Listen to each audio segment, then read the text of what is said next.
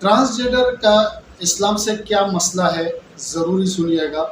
اسلام میں مرد عورت کے درمیان پردے اور اختلاط کے علاوہ شادی، بیاہ اور وراثت وغیرہ کے قوانین ہیں۔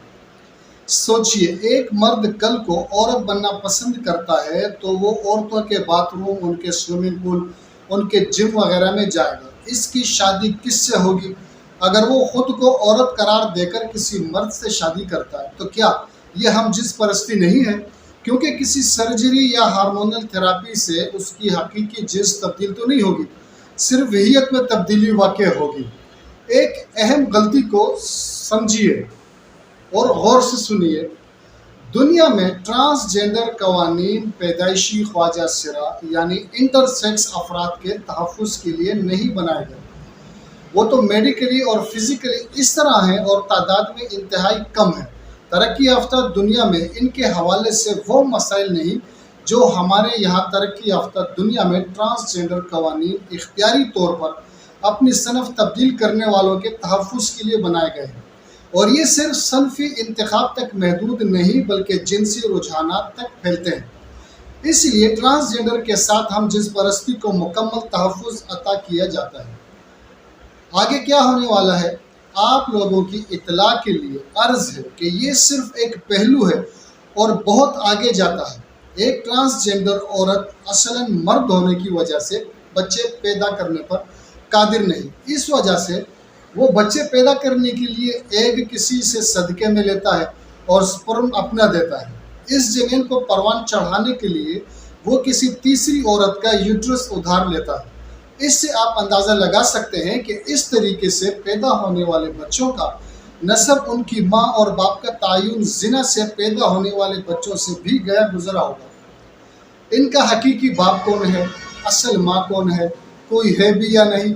کیونکہ جس کا دعویٰ بہت سے کریں اس کا کوئی بھی نہیں ہوتا۔ ایسے واقعات بھی ہیں کہ دو مردوں کی شادی کے بعد بہن نسوانی خلیہ فراہم کرتی ہے اور ان کی ماں اس کے جنین کو اپنے کوکھ میں پالتی ہے۔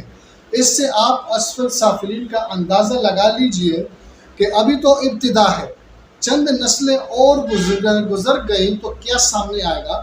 ابھی مغربی دنیا میں حال یہ ہے کہ زنا کے نتیجے میں پیدا ہونے والے بچے سنگل پیرنٹ یا دونوں والدین سے محروم ہوتے ہیں۔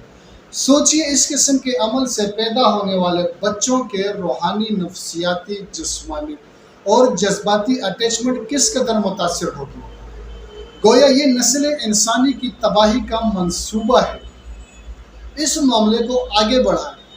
مغرب یہاں تک نہیں رکا بلکہ اس سے بڑھ کر ایسے گروپ اور افراد سامنے آ رہے ہیں جو خود کو جانور کے طور پر شناخت کروانا چاہتے ہیں۔ ان کو فیوریز کہا جاتا ہے۔ ان میں سے اکثر کی سیکشول فینٹاسیز بھی جانوروں کے ساتھ یا ان کی طرح جنسی تسکین سے حاصل کرنے سے وابستہ ہوتی ہے۔ پاکستان میں کیا ہوا؟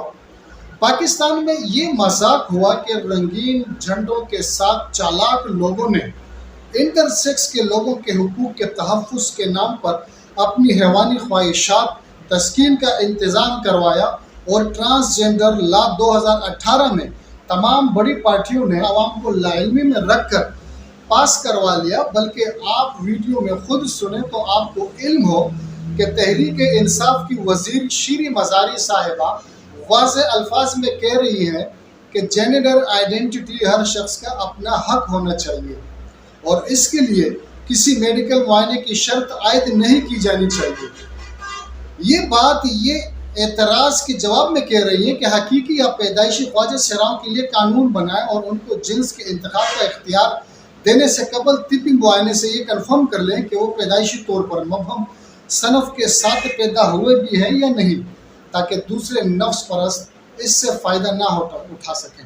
آپ لوگوں کو اندازہ نہیں، لیکن چائلڈ سائیکیٹری میں ڈاکٹر کے پاس آنے والا ہر تیسرا بچہ اور بچی اپنی جنس تبدیل کروانا چاہتا ہے۔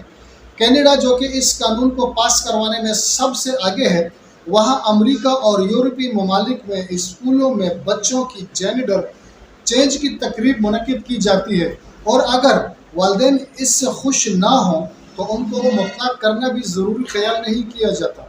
قانون، حکومت اور سارا معاشرہ ان کو مکمل تحفظ فراہم کرتا ہے، یہ بچے تیسری چوتھی پانچویں جماعت کے ننھے بچے بھی ہو سکتے ہیں۔ آپ اندازہ لگائیے اگر یہ قانون انہی الفاظ کے ساتھ پاکستان میں قائم رہا تو کیا صورتحال ہوگی، ہمارا آئندہ مستقبل، ہمارے بچے کن حالات میں